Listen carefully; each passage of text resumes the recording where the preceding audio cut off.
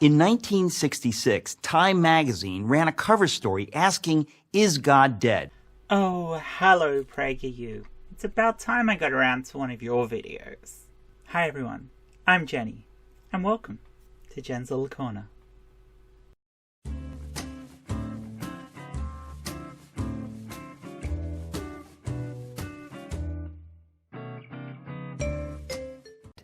The cover reflected the fact that many people had accepted the cultural narrative that God is obsolete, that as science progresses, there's less need for a God to explain the universe. Well, yes, there is absolutely no need for a God to explain the universe. Through the Big Bang Theory, we can explain most of the properties of the start of the universe. Through evolution, we can explain the diversity of the species. And through the concepts of stellar evolution, we can explain how stars formed and planets formed. No need for a God there. Perhaps the only thing left for you guys is where abiogenesis would fit in, but we've actually moved a very long way into explaining abiogenesis too. And of course, there's the aspects of what happened before or right at the very start of the Big Bang, which we may never know, and it's perfectly fine to say, we don't know. So, is your God irrelevant? Are all gods irrelevant? Well, I think so. And a large proportion of the Western world do too. Atheism and agnosticism are some of the fastest growing non-belief systems in the world. So, yeah, your God and pretty much all gods are irrelevant. It turns out, though, that the rumors of God's death were premature. Well, given that you can't actually prove that he existed in the first place, then I would say any rumors of a death are kind of ridiculous. It's not a case of anyone thinks that God is dead. It's just God isn't. In fact, perhaps the best arguments for his existence come from, of all places, science itself. Well, this should be good. I hope you actually quote the science correctly, and you don't try to strawman your God into science by misunderstanding the science in the first place. But I'm betting that's exactly what's going to happen here. Here's the story. The same year Time featured its now famous headline, the astronomer Carl Sagan announced that there were two necessary criteria for a planet to support life. You realize Carl Sagan wasn't a prophet. He was just a science communicator, a scientist himself. And he was speaking in general terms to a public who didn't necessarily understand all of the science. He was simplifying things for the masses, and he was very, very good at it, but I'm guessing he didn't simplify it enough for you. What Carl Sagan was saying, that there were certain criterion for there to be life as we know it. We needed a star that gave out a certain amount of energy, enough energy that it could create liquid water, but not too much energy that it would turn that energy into steam and thus enlarge an atmosphere, and eventually that would boil all the atmosphere off the planet. And then the planet had to be the right distance from that star, so it received exactly that right amount of energy so you could have liquid water. Now, we still believe that liquid water is a major component for life, although it is conceivable that there could be some forms of life that don't require liquid water. Perhaps they could live in liquid methane. It is conceivable, but we don't really understand if this is possible. So we look for life as kind of as we know it. We look for carbon-based life forms that do need water as far as we know. We look for the building blocks of life as we see them on Earth because we think they're going to be ubiquitous across the galaxy, if not the entire universe. And in that case, we need a planet within the habitable zone around a star that is sufficiently bright that it can provide enough energy, whilst not being too close to the star that the star's solar winds will rip the atmosphere off it.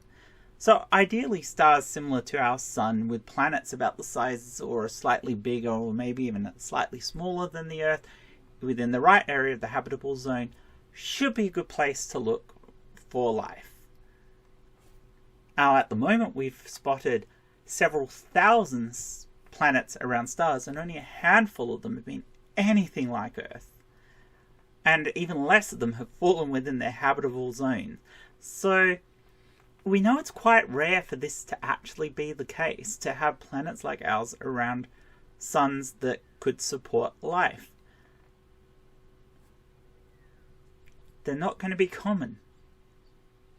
But let's see where you take this. The right kind of star, and a planet the right distance from that star. Given the roughly octillion planets in the universe, that's 1 followed by 24 zeros, there should have been about septillion planets, that's 1 followed by 21 zeros, capable of supporting life. Wow, you just pulled that fucking number right out of your ass, didn't you? We have the Drake equation, which I'm not actually going to quote here, but it helps us get an idea of how many possible planets there are out there that could conceivably have life. But we're not even close to understanding how many stars can actually have planets. Can we have planets on binary stars? Do they have to be solo stars? We don't really know. We have spotted planets around stars where we didn't think there could be, like around neutron stars. So it is conceivable that most stars have some sort of planet. But how many of those stars are actually capable of harboring planets that could contain life? We don't know. We're not even sure where life can be. We've lately discovered that it is possible that even planets around red dwarfs could conceivably, if it's a quiet enough red dwarf, have life on a tidally locked planet where one side always faces the sun and the other side is cold and facing away, on that little borderline of twilight. It is conceivable that there could be liquid water at the right sort of temperatures that we could have life. So we have expanded the possible horizon for life, but we still don't even know if these planets could contain life. These are all possibilities. And until we actually spot life out there in the universe and see where it can be, we don't know. We are assuming that life should be ubiquitous across the galaxy. But remember, this is just life. Through most of the time that our planet had life, that life was not looking up to the stars and wondering what other life was out there. That life was not developing new technologies that enabled us to have radio telescopes or send messages out into space. And this is going to be the same for most worlds. There is no guarantee in evolution that intelligent life will evolve that will make technologies that can send out signals. Life doesn't strive for intelligence.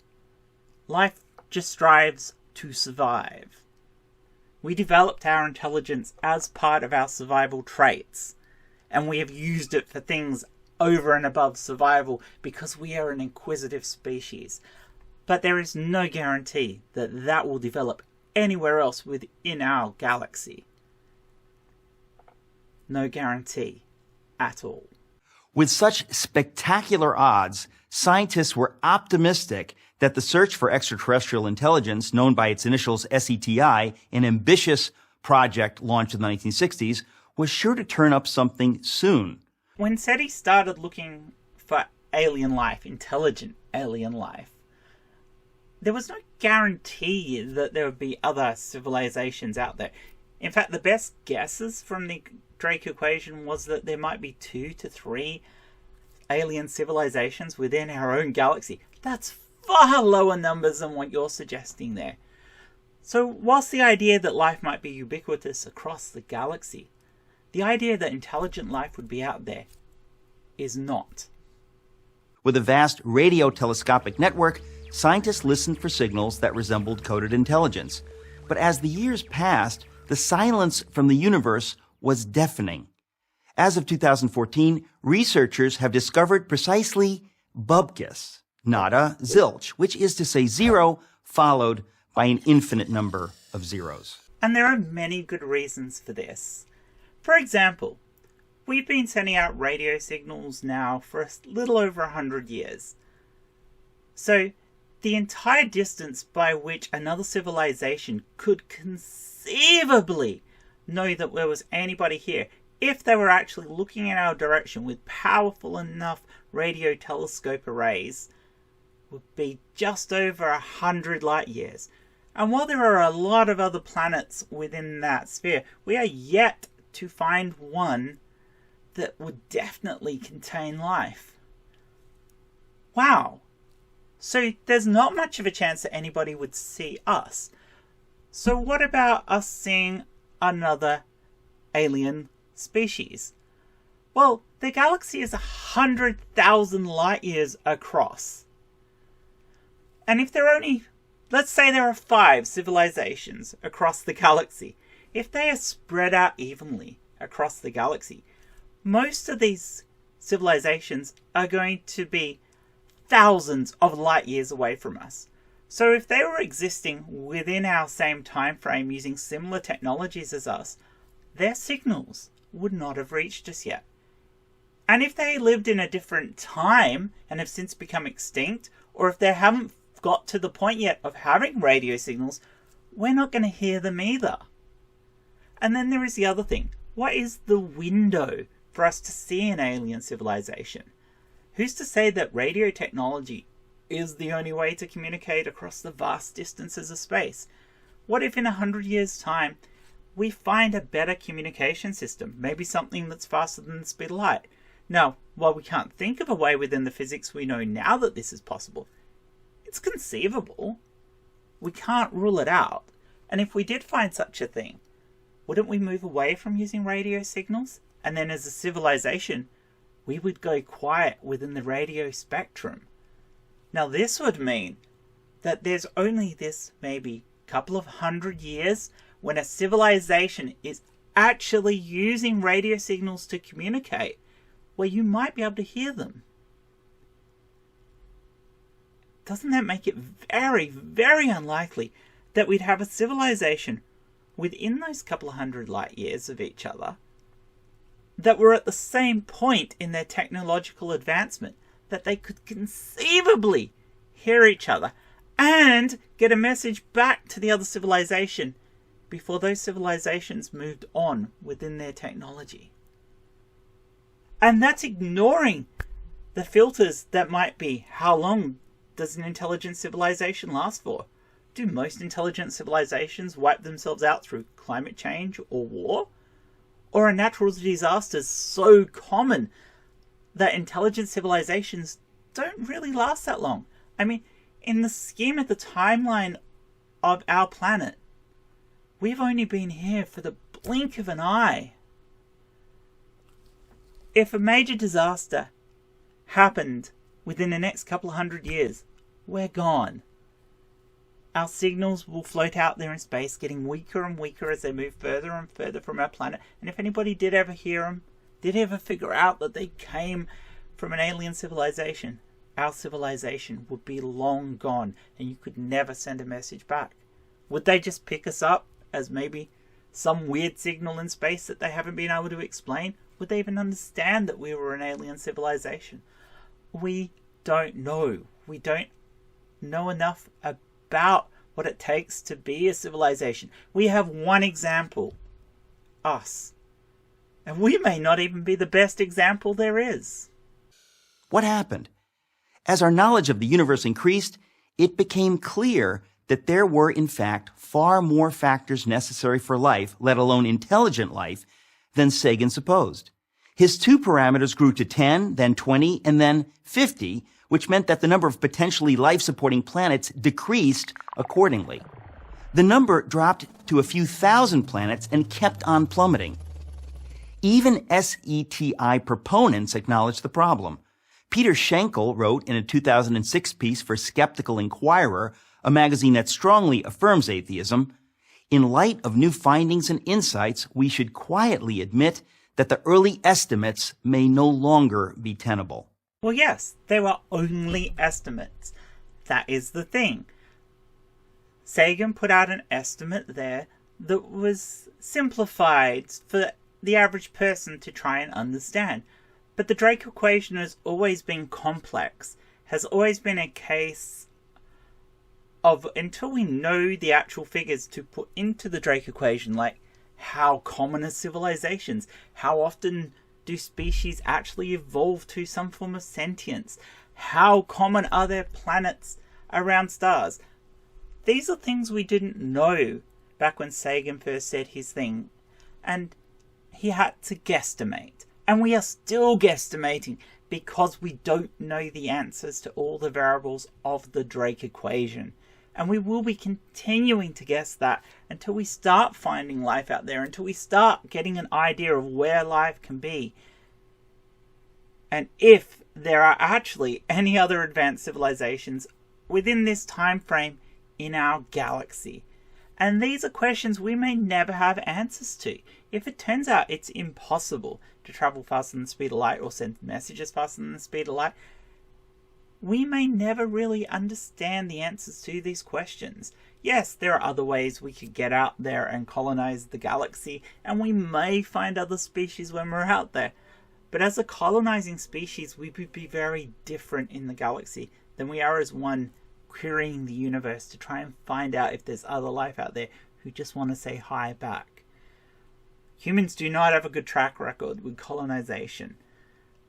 And I think that we might end up being a bit of a scourge of the galaxy if we go down that route with the type of attitudes that we have now. Today, there are more than 200 known parameters necessary for a planet to support life. I like the way you say known parameters. Assumed parameters would probably be a better statement here. Look, as I've already said, we're not exactly sure of all the requirements required for life. There could be other types of life out there. There could be areas where life can evolve because life is very tenacious once it gets a-going. There could be areas where life can evolve that we haven't even thought of. So life is probably ubiquitous across the galaxy. But intelligent life is going to be rare and precious. But not precious in the way you'd like it to be. Not precious because some god made it. But precious because it's been so hard for it to get there, that it had to work so hard through evolution to have that chance to reach out. And precious because it's another species that we can talk to, that we can learn from, that maybe we can teach. And that is an amazing and good thing. And that is why we look. Even though there may not be another advanced civilization within our time frame of the galaxy, we look because we want that companionship. We want to know that we're not alone. But if we are alone, then it's our job as custodians of this galaxy to do our best to make it a safe and wonderful galaxy in which to live. Every single one of which must be perfectly met or the whole thing falls apart. Oh wow, so you led yourself to fine-tuning. Great. Look, as I said, we do not actually know all the parameters required for life to get a foothold on a world.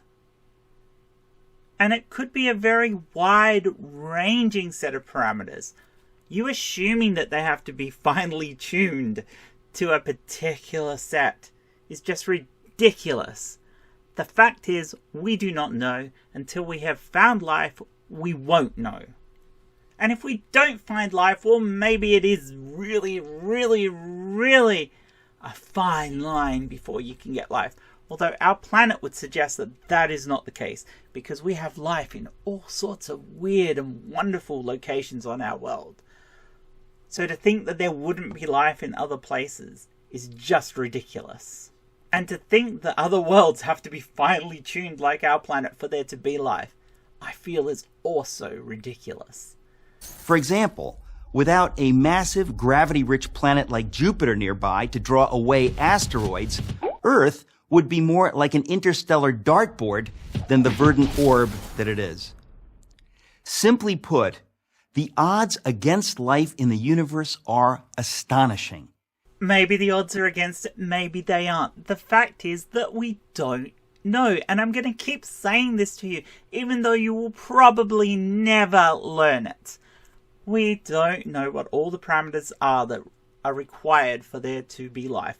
We don't fully understand abiogenesis, so we don't know what causes the start of life. If we understood that, maybe we would have a better understanding of what the requirements are for there to be life. But from our less than stellar, joke intended, understanding that we have at the moment, we would assume that life is ubiquitous. We know we need an energy source. We know we need hydrocarbon chains. We need amino acids. We need for RNA to start to develop, and then for DNA to come from that, to have any life that's similar to what we have here. And we think that this is common given the right conditions. And we think the best place for those conditions to be is around thermal vents at the bottom of oceans.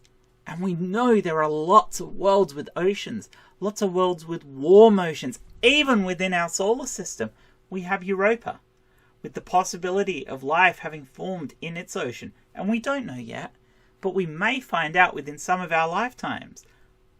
It is exciting. And if that life is different to the one we have here, then we have evidence that life is probably going to be ubiquitous across the galaxy. But even if life is the same as we have here, even if the DNA structures at the beginning, perhaps life started early on in the universe. Maybe there was a set of conditions in the real early universe that helped create those amino acids, that RNA, to form in the early universe and move around the universe on comets and early asteroids. I know I'm talking about panspermia, and there's no real evidence that this thing happened, but it is conceivable. It's one of the possibilities. And if that's the case, life will be everywhere. But as I've said before, guarantee of life is no guarantee of intelligent life. And that's all you seem to care about. And yet you're using the figures for the possibility of life and creating a false equivalence with the possibility of intelligent life. You're being dishonest here. Just say what is the fact. The fact is, we don't know what all the variables are. We don't know how ubiquitous life can or cannot be. We don't know what is the chances of intelligent life evolving. But hopefully, one day, and hopefully not in the too distant future, we may know the answers to a lot of these questions. Yet, here we are, not only existing, but talking about existing. What can account for it? Yep, you're finally going to say God can account for it. But you haven't even gone close to proving that. And I've already debunked most of your assertions about this. You don't understand how the concepts of life within our galaxy work. You don't even really understand evolution or abiogenesis. You don't understand how the Drake equation works for the probability of life within our galaxy. So then to try and put an equivalency between that and saying the God did it is just an outright bald-faced lie. You have nothing, your point is irrelevant, and go and learn some proper science. Anyway guys, thanks for following along with me in this video. I know it's been a bit longer than my usuals, but this is a subject that I really like, and it's something I'm into because I love my science and I like the idea of finding life out there in the universe. So if you like this video, please give it a thumbs up and subscribe if you haven't already, and don't forget to click the little bell so you know when I'm putting out a new video. And I know it's been a while since my last video, but I'm hoping to get a bit more consistent in the future.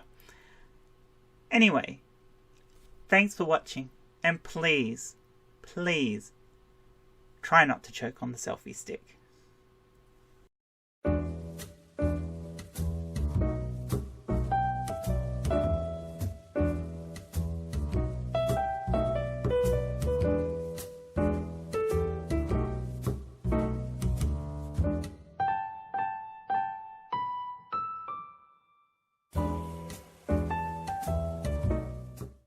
We don't really know. We have spotted stars around planet